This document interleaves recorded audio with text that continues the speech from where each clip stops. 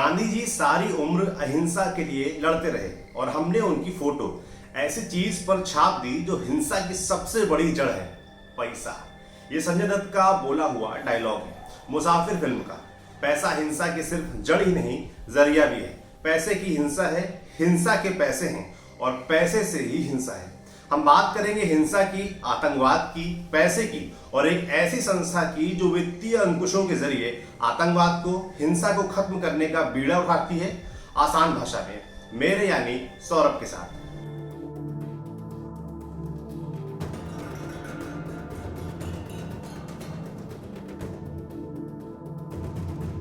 मगर शुरुआत पाकिस्तान से। 22 अगस्त को पाकिस्तान के विदेश मंत्रालय ने 88 आतंकियों की लिस्ट वाला स्टैट्यूटरी रेगुलेटरी ऑर्डर जारी किया।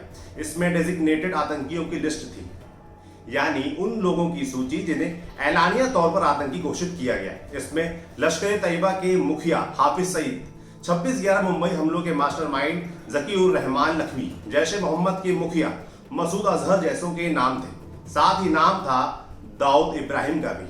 पाकिस्तान ने यह भी माना कि भारत का ये मोस्ट वांटेड आतंकी उसकी जमीन पर ही है, कराची के पास कहीं। लेकिन रात होते पाकिस्तान अपनी बात से पलट गया, कह दिया कि ना, हमारे यहां नहीं है दाऊद। लेकिन हम बात करेंगे एक अलग एंगल पर। दरअसल पाकिस्तान ने 88 आतंकियों के नाम वाली ये लिस्ट, ये ऑर्डर जारी किया है financial action task force FATF की मीटिंग से ठीक पहले। इसी पर बात करेंगे और इससे जुड़ी पाकिस्तान की एक छटपटाहट पर भी। पहले जानते हैं FATF क्या है। आसान शब्दों में FATF एक ऐसी इंटरनेशनल संस्था है जो दुनिया भर में होने वाले हर उस अपराध पर नजर रखती है जो पैसों से और पैसों के लिए हो रहे हैं। FATF खुद को एक वॉच डॉग कहती है। दो तरह के अपराधों पर खास नजर रखती है, मनी लॉन्ड्रिंग और टेररिस्ट फंडिंग, यानी कि अवैध तरह से पैसे बनाना, निकालना और आतंकवादी गतिविधियों में लगने वाला आने वाला पैसा। FATF 1989 में बना था। फ्रांस के पेरिस में इसका हेडक्वार्टर है। कौन चलाता है FATF? FATF में 39 सदस्य हैं। इसमें 37 देश और 2 रीजनल ऑर्गेनाइजेशन हैं। भारत इसका सदस्य है, लेकिन भारत का कोई भी पड़ोसी देश इसका सदस्य नहीं है। कई ऑब्जर्वर भी होते हैं, इनमें इंडोनेशिया शामिल है। इसके अलावा ऐसे संगठन हैं जो मनी लॉन्ड्रिंग के खिलाफ काम करते हैं, जैसे वर्ल्ड बैंक। आप समझिए FATF को देखते ही पाकिस्तान रास्ता क्यों बदल लेता है।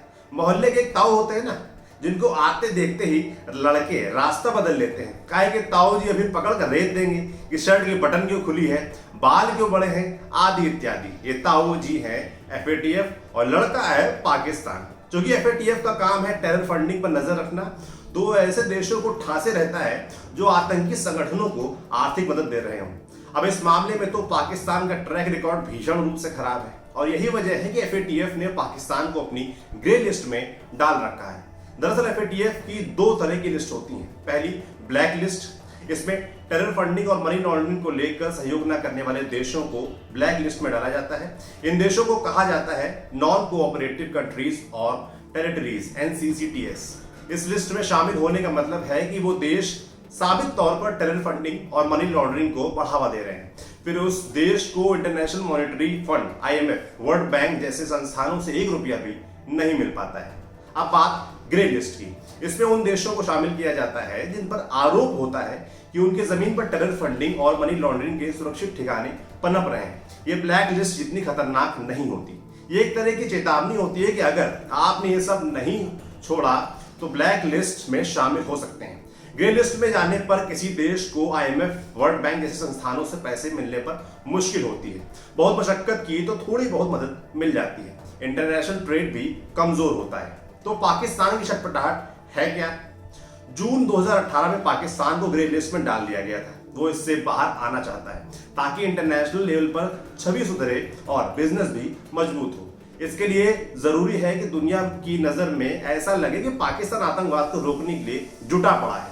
मुंबई हमले के मास्टरमाइंड हाफिज सईद को पाकिस्तान में टेरर फंडिंग के आरोप में जेल हुई थी। ये पाकिस्तान का ग्रे लिस्ट से बाहर निकलने का प्रयास ही था। अब FATF की मीटिंग से ठीक पहले ये पाकिस्तान की छटपटाहट ही है कि छवि चमकाने के लिए उसने 88 आतंकियों की लिस्ट जारी की और साथ ही दाऊद का पता भी बता डाला। यहां तक थी FATF की बात। लेकिन अब जब कहानी में दाऊद का जिक्र आए तो जिक्र को अधूरा नहीं छोड़ते। लिस्ट सामने आने के बाद पाकिस्तान कटघरे में आ गया। ऐसे में 23 अगस्त को उसने बयान जारी कर दाऊद के उसकी जमीन पर होने से यू टर्न ले लिया। पाकिस्तान के विदेश मंत्रालय ने कहा कि इस तरह के दावे बेबुनियाद और गुमराह करने वाले। पाकिस्तान ने कहा ये ऑर्डर संयुक्त राष्ट्र की तालिबान, इस्लामिक स्टेट और अल-कायदा पर प्रतिबंधों वाली लिस्ट की तर्ज पर थे। संयुक्त राष्ट्र सुरक्षा परिषद के प्रस्तावों के तहत इस ऑर्डर में प्रतिबंधित लोगों और उनकी संपत्ति की जानकारी है। ऑर्डर में लिस्ट में संयुक्त राष्ट्र की ओर से तय किए गए लोगों का ही नाम होता है। भारतीय मीडिया के एक हिस्से में यह दावा किया गया कि पाकिस्तान ने कुछ लोगों के अपने इलाके में होने की बात स्वीकार की है। ये दावे बेबुनियाद और भ्रामक है।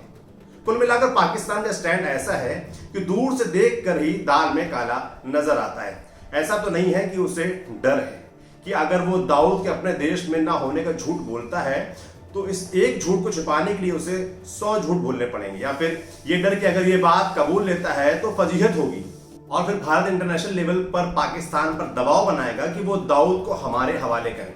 यही वजह है कि तमाम बार ऐसी बातें भी उठती हैं कि भारत के लिए अब दाऊद को पकड़ कर लाने से ज्यादा आसान है कि वो जहां है वहीं उसे खत्म कर दिया जाए। और इसी के लिए 2005 में चला था ऑपरेशन मुच्छर, जिसकी कहानी कभी और सुनाएंगे। इस बार FATF और पाकिस्तानी पैंतरेबाजी की कहानी यहीं तक। ये जानकारी मेरे से लाए थे मेरे साथी अभिषेक। मैं हूं सौरभ। आप देखते रहिए आसान भाषा में। शुक्रिया।